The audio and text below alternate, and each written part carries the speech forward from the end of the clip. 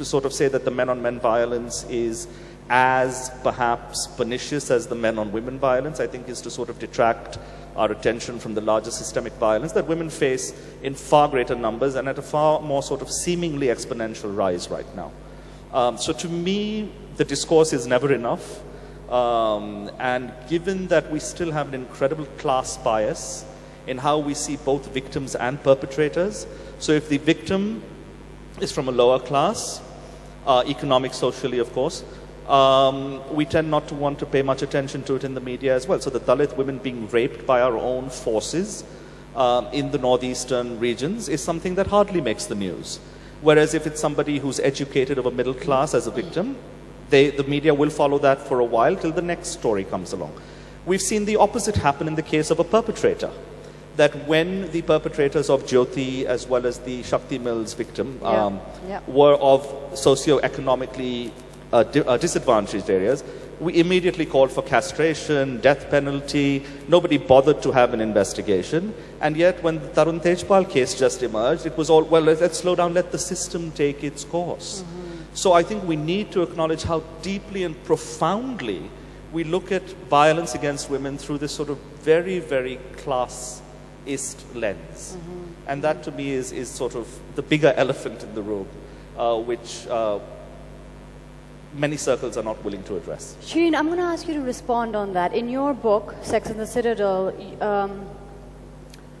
you say unless we clean up the mess in the bedroom, unless we clean up the mess that's happening in the home, the aspirations for the Arab world towards even something as big as democracy is not going to come to fruition.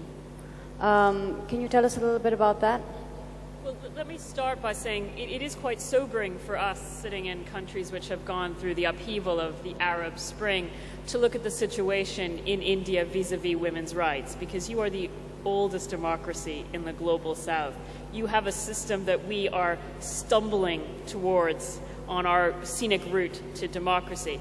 And yet, all the problems that you have, the disempowerment of women, the double standards, the classist system, it is a sobering reminder to us that having the trappings of democracy is perhaps a necessary but certainly not sufficient condition to addressing the inequalities and injustices that people in my region face. Yes, one of the arguments in my book is that in the upheaval that we're seeing in the Arab Spring, in the aspirations of millions of people for freedom and justice and dignity and equality, there is very often a disconnect, even in the minds of the people who are in Tahrir Square protesting, between what this might mean in terms of private freedoms and in particular the sexual rights and how these might relate to political, economic, and social rights. So sexual rights in the Arab region are very often portrayed by those who wish to maintain the status quo as a Western construct. But they're not. Sexual rights is really an individual's right to a happy and satisfying, safe and pleasurable sexual life free of violence, discrimination, and coercion. And if we cannot achieve justice and freedom and dignity and equality and autonomy in the bedroom, it is going to be very hard to achieve them outside. I find it very difficult to imagine how we can fully achieve the rhetoric, deliver on the rhetoric of giving women a full role in the economy, politically empowered, if in the bedroom they feel so trembled that they cannot express their desires to the person who is closest to them. We talk endlessly in the Arab region about the importance of young people, and we say, thank you, young people of Egypt, for leading us into uprising and deposing the dictator Mubarak. And yet we also turn to them and say, you know what, we're not going to give you sexuality or reproductive health education in schools because we don't trust you to make good use of this information. You can't have these disconnects. There is the political and the sexual are intimate bedfellows, and you need to bring them together in people's thinking. Because if you don't challenge the taboos that are trembling us in the bedroom, it's going to be very hard to fully challenge them outside. And that's the argument of my book. So, Urvashi, you know, there's been unprecedented shift and change in laws since December 16th of last year. And we are seeing these laws, these newly amended laws being put into action with Tejpal and Ganguly. And I know you don't want to talk about Tejpal in public, and I want to absolutely respect that boundary. But just picking up on what Shireen said, these tougher laws, what are the effect that they will really have for the millions of women who experience violence at home? And as we all know, 80% of violence against women, rapes against women happen by someone they know. Most of it happens at home, very close to home. And so it's much more familiar, it's much more domestic than unfamiliar outside. So these changes that are happening, would it really affect the inside world? Yeah, I think as you say, there have been considerable changes since December 16th last year. Yeah. But I think we need to put this into perspective a little bit, notwithstanding what Kaizad has been saying about the kind of violence we see in our society, which is a given. It doesn't, it's something that all of us know and read every day. So I'm not at all arguing with that. In fact, completely agreeing with him.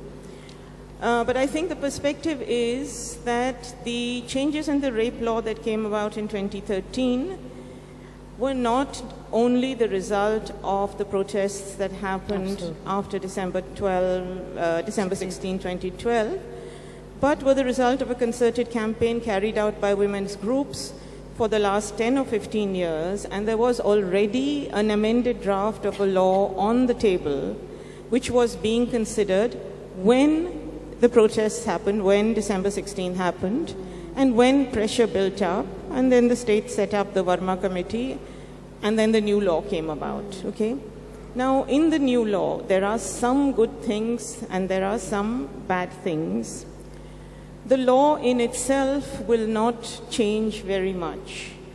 And the law does not, to my mind, the one biggest defect in this law, in the new rape law, while I appreciate some of the good things in it, the two biggest defects. One is the death penalty, which should not be there and which most feminists argued vociferously against. The second is that it does not recognize marital rape. Correct. And, by not recognizing marital rape, what you're saying is that the violation of women is actually permissible as long as it is legalized by a law. And in one sphere. So Yeah. that it's the outside and inside So sphere. inside that bedroom, it's okay. But outside that bedroom, where the law does not obtain and where you two are not in a sacramental relationship, it's a load of rubbish anyway, but you two are not in that relationship, then it's illegal. Now, if your mind is split in that way, where the violation of women is legitimized in certain spaces and not in other spaces, it's not going to get very far. I also feel personally, this is my belief, that because 80% of sexual assaults and rape take place inside the family, by people you know, inside the bedroom, by your relatives, etc., should the death penalty hang over them, there will be even less chance of these being reported. Because after all, the people who are violating you, in a lot of instances, are the people you love, or the people with whom you are in a relationship of power.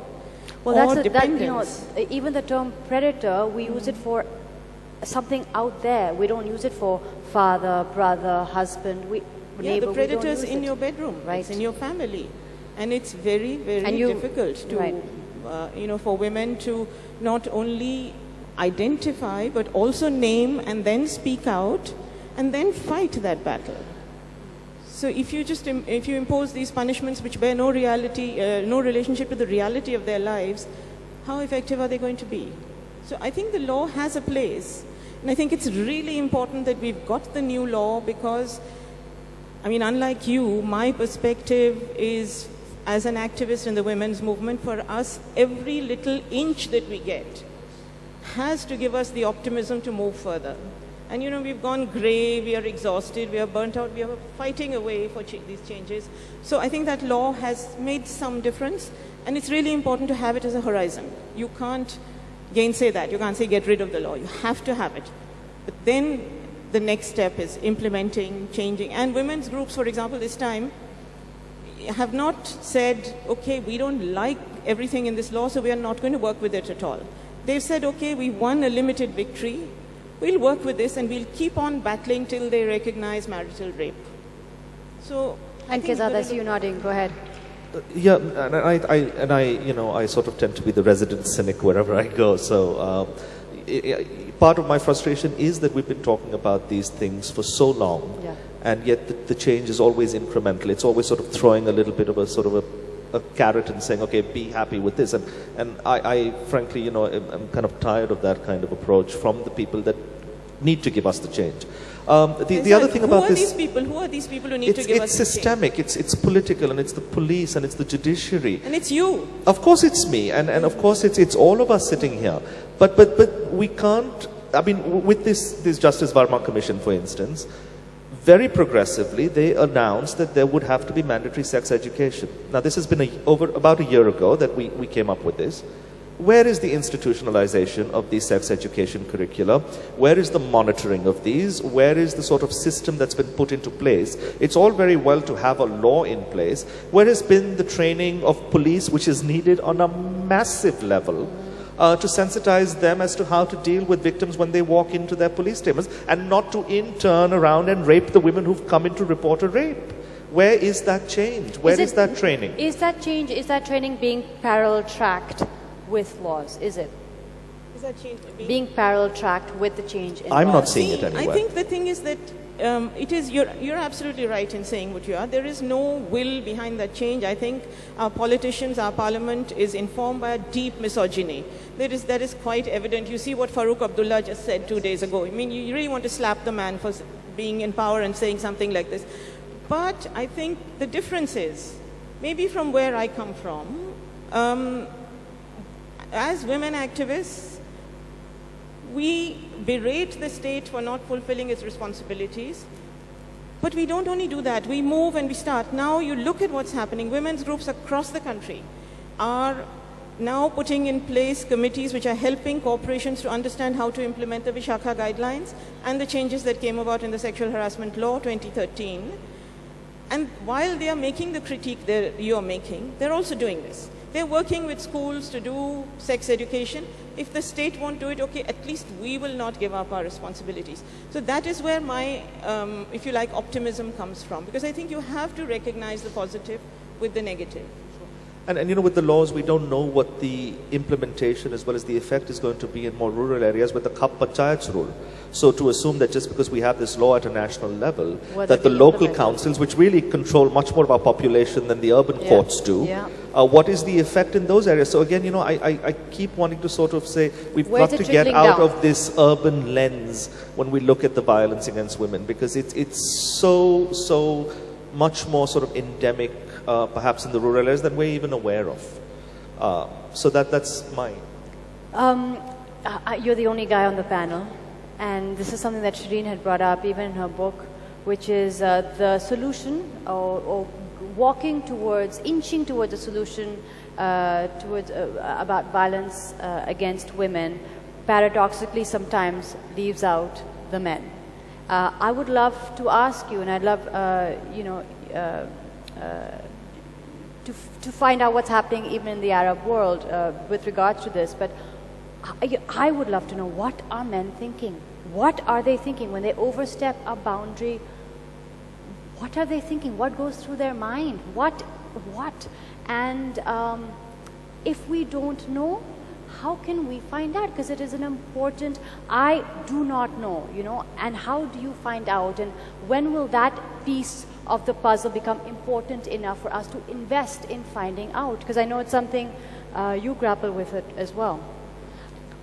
I mean, I think it's important to keep in mind that we're talking about patriarchal cultures here.